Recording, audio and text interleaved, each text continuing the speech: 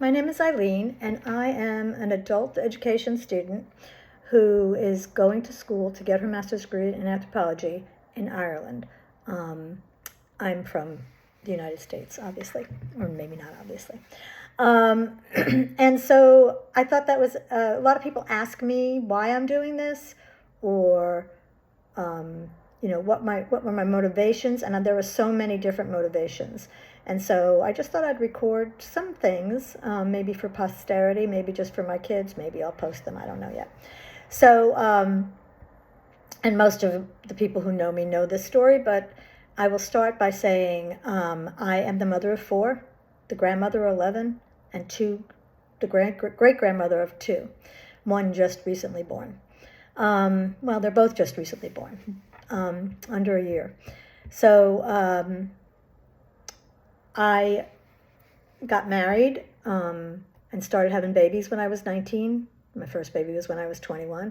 And I went to school late in life. I went to school when I was 30.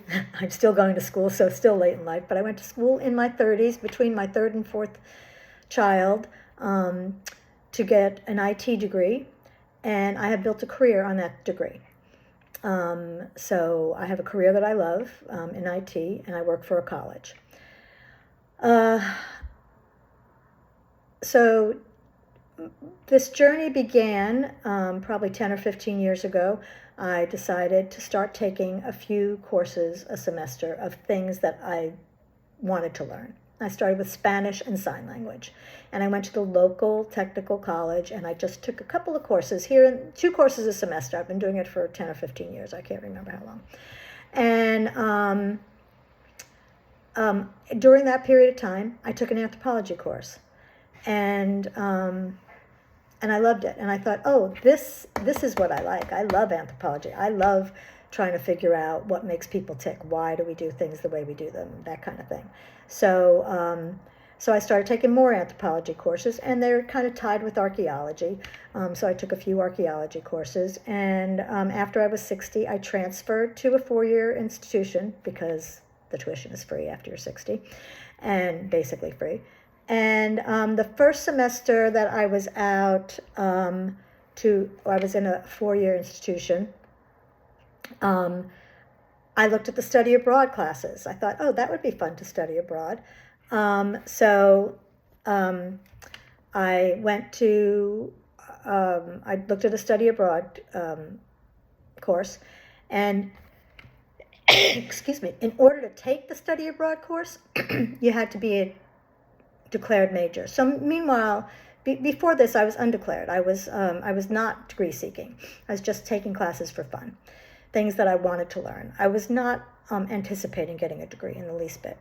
But you had to be degree seeking. So I changed my major to degree seeking, and I went on this course with the professor who I loved, and it was to Ireland, and I loved it. And while we were there, one of the tours we took was UCC, which is the college that I'm attending, and 2 of her students had gone from the College of Charleston to UCC in the archaeology program and gone on to get their PhDs. So she mentioned that to me, and also while I was talking to her during our trip, during our study abroad, we were chit-chatting, and I said, I'm not trying to get a degree. I'm too old to get a degree. I'm not thinking of changing careers or anything like that. I don't need a degree. And she said, oh, but Eileen, you are an anthropologist. You should be an anthropologist. So that just placed a little thought in my head. But nonetheless, I stayed as an undecided degree-seeking student, and I went on several other study abroads, which I loved. I traveled with a bunch of 20-year-olds and me as a student and a professor, and I loved that. That was a lot of fun. And but I did do the degree audit to see what I needed to take to complete my anthropology degree. So I took lots of fluff courses. I took a Broadway, studying old Broadway courses. I took dance courses. I took lots of stuff, but I also took some anthropology courses with it. I usually took 1 anthropology and 1 garbage course. So it took me a long time. So in May of 2024, I was working with my registrar, who was a friend of mine, I was supporting him in doing a task, and we were playing with my record in degree works, and he said, Eileen, you have satisfied your degree requirements for an anthropology degree. And I'm like, yeah, but I'm not going to get a degree because I want to keep taking 2 courses a semester for the rest of my life. And he said, well, we'll take care of that. So in December of 2024, I got my anthropology degree. So I got a bachelor's in anthropology. And at that time, and I was still in contact with that Irish professor, the professor who took me to Ireland, the anthropology professor. I was still taking anthropology courses. Even after I finished my degree requirement, I took some more interesting anthropology courses. I still have a bunch at the College of Charleston that I would love to take. But anyhow, I thought, oh, remember those people who went to UCC and got their master's degree? So I went to UCC's website, and I saw now they have an anthropology degree, not just an archaeology degree, and I applied, and I got in. And that was December 2024. And so I decided, hell, why not? And so one of it ticks off so many different boxes for me. So one of the things that I would say, one box that it ticks off for me is I have been working at a college for 30 or 40 years. And every fall, all those entering students come in, and they're so excited, and they're getting their first apartment, and they're living in a dorm, and they're doing all the things, and they're in a new space. And I thought, I missed that because of the way my life progressed. Not that I have any problems with the way my life progressed. I love the way my life progressed. But I kind of did the education thing backwards, right? So I've always kind of, in my mind, thought, well, that was something I missed that I will never get back again. And so this sort of gave me the opportunity to get that back again. And how it gave me that opportunity is that I am living in a dorm. I am not sharing a room. I did get a studio apartment, but I am living in dorm housing with a bunch of Irish students. So now I'm here. I'm in a strange place. I definitely am having that strange place feeling. I don't know what I'm doing or where I'm going. And even though everybody speaks English here, it's amazing the amount of cultural differences there are. The fact of the matter is, me being in Ireland is an anthropological study. So learning their culture and their traditions. So I'm here.